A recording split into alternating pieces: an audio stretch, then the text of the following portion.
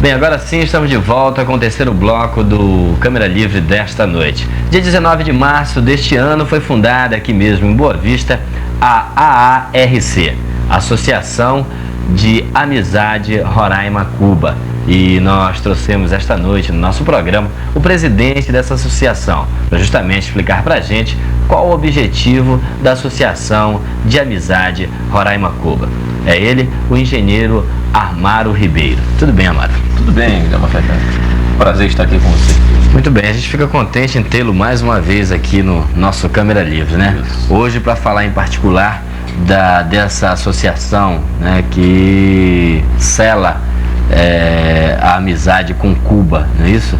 Mas, Amaro, a princípio, qual o objetivo realmente da Associação de Amizade Roraima-Cuba? Bom, a princípio é não deixar que as pessoas esqueçam, né, que existe uma ilha no Caribe, aqui próximo da gente, que se mantém livre do Fundo Monetário Internacional, que se mantém livre dos juros do Banco Mundial, que se mantém livre da pressão dos países poderosos do mundo, e é um país do terceiro mundo, como o nosso, que vive livremente, né, sem essas pressões que hoje no Brasil nós vivemos, né? Muito bem, você cita alguns aspectos, por exemplo, que Cuba prima, que o Brasil, por exemplo, não prima. Né? A questão, por exemplo, da influência das superpotências, né, que nós sofremos hoje, a questão do FMI, como um todo, a influência principalmente econômica. Então, se você for analisar, o país hoje, Cuba, a média da sua população tem 9 anos de estudo. Então, todo cubano hoje é alfabetizado, não é? Então, todo cubano hoje tem a saúde e a educação gratuita, não é? Qualquer cubano. Então isso é muito importante. A gente, só fazendo uma pequena comparação, não é, com o Brasil que nós vivemos hoje e com um país que está bem próximo da gente, que tem educação gratuita para toda a sua população, educação para toda a sua população, isso é muito importante e grátis, né? Desde o início dos ensinamentos às crianças até doutorados, mestrados e pós-doutorados. Muito bem, Amaro, é válido ressaltar também que hoje existe a necessidade da formação de uma associação como essa, no caso dos Amigos de Cuba, porque em termos de política internacional, de história, né, é verdade que Cuba hoje está vivendo uma situação desconfortável, principalmente depois do desmembramento, da desagregação da antiga União Soviética, não é isso? Que já não ajuda mais a Cuba como ajudou, até por interesses políticos, manter um Estado independente dos Estados Unidos nas barbas dos americanos, né? Como a União Soviética manteve esse tempo todo.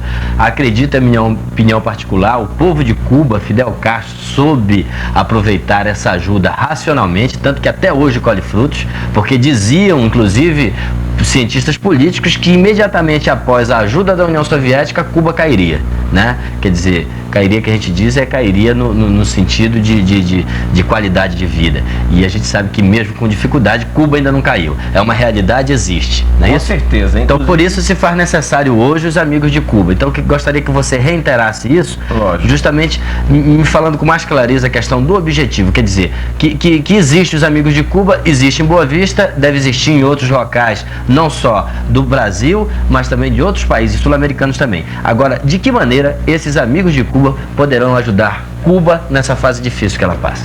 Bom, basicamente, você já falou o que eu iria falar. A questão da pressão.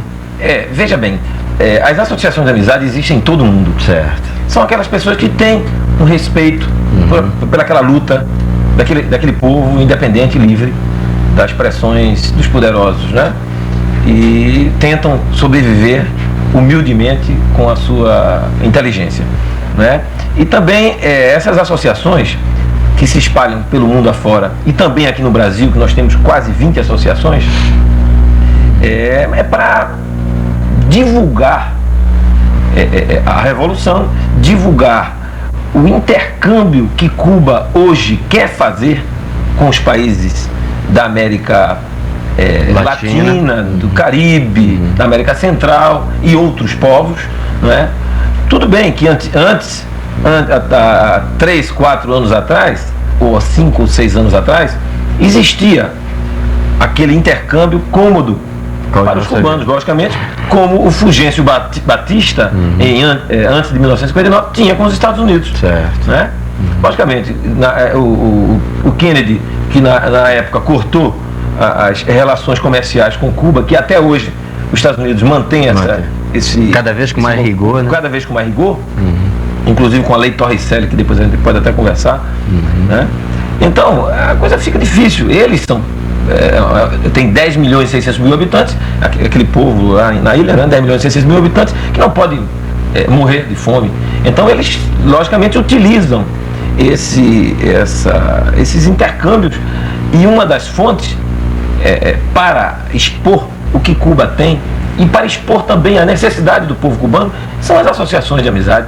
Cuba tem um povo culto, um povo de um nível de arte, de cultura incrível, e a gente pode se relacionar a nível cultural, né? A nível de saúde. Você vê em vários estados da Federação Brasileira tem médicos cubanos trabalhando, né? E eles estão exportando médicos, eles estão exportando doutores, e a gente, como o Brasil, a gente está precisando, né? A Cuba hoje está aberta para os empresários comercializarem com seus produtos, que por acaso eles tenham, com as necessidades do governo cubano. Então, a associação está à disposição, né, para ser contactada para quem queira comercializar com o governo cubano, a qualquer nível. Também eles estão lançando o turismo saúde, as pessoas que tenham problemas de saúde e que queiram se tratar em Cuba, é baratíssimo, baratíssimo, e eles fazem os hospitais, as clínicas de fisioterapia e outros setores da área de saúde dentro das áreas ecológicas, turísticas, lindíssimas. Quer dizer que o paciente vai, trata de uma enfermidade e ainda faz uma higiene mental. Dentro daquela área. Se o problema não for mental, se for melhor ainda. Faz uma higiene mental, quer dizer, conhece Cuba e faz um passeio turístico também. Lógico. Tira aquela tonalidade de viajar por estar doente. Isso, né? Isso já faz bem, com certeza. Muito interessante. Inclusive, nós estamos... vamos lançar aqui em Boa Vista, a nossa associação, um trabalho de ajuda realmente ao povo cubano, angariando papel, não papel usado, papel, claro. Folhas de ofício, de papel para jornal, lápis, né, caneta e outros produtos que, por incrível que pareça, está sendo difícil lá em Cuba, né? Eu que passei algum tempo lá, a gente, na convivência com o povo, eles sentem essa necessidade que há 10 anos atrás não tinha, e hoje está tendo, pelo boicote, pelo bloqueio que os Estados Unidos está fazendo aí. Você passou quanto tempo em Cuba? Eu passei 100 dias. 100 dias em Cuba, quer dizer, deu para ter uma boa experiência, né? Você esteve em Havana? Estive em Havana, estive em Camagüey, estive em Pinal del Rio, são as outras províncias. Cuba tem... Você tem um mapa? Eu tenho um mapa. Eu vou mostrar um pouquinho aqui. Cuba tem... O telespectador em casa ter noção isso do que é o território de Cuba. Aqui em cima, não é? Nós temos... Pra você ter uma ideia, isso aqui é infinitamente menor do que o estado de Roraima, né? Olha, não, é a metade do estado de Roraima. Do estado? Cuba tem então 110 mil quilômetros quadrados, né? É justamente essa ilha aqui. São 11 províncias, né? A Ilha da Juventude, tem Pinal del Rio, La Habana, cidade de La Habana, Matanzas, Cienfuegos, Vila Clara, Santo Espírito, Ciego d'Ávila, Camagüey, Las Dunas, Grama, Holguín, Santiago de Cuba e Guantánamo. Inclusive, Matanzas e Cienfuegos existem universidades, né? E ela existe também, ela conseguiu um intercâmbio com a Universidade Federal de Roraima. Isso. Já estão aí alguns professores, né? De 5 a 6 cubanos já estão dando aula aqui na universidade. Isso aí, a universidade está de parabéns, né? Já é um modo de ajudar, né, a Cuba. Cuba tem tem 1.100 quilômetros, a ilha tem 1.100 quilômetros de extensão, né? Variando de 300 metros na sua largura maior e 30 metros na sua largura menor. 200 quilômetros de praia, local agradabilíssimo, né? Que o turismo hoje, em 1991, 400 mil turistas, a 1 milhão de turistas. Né? É a grande saída que eles estão vendo hoje. É a grande saída. A questão ecológica, o turismo ecológico. Né? E também divulgando o seu produto, né? Que eu trouxe até aqui para você ver. O charuto cubano, né? Muito bem. O charuto para exportação. Isso, o quinteiro, o charuto para exportação. Que é cheiroso, né? Bom. E também o rum, né? O rum cubano que eles divulgam. Esse aí é o Old Havana, né? Old Havana. Rum muito saboroso.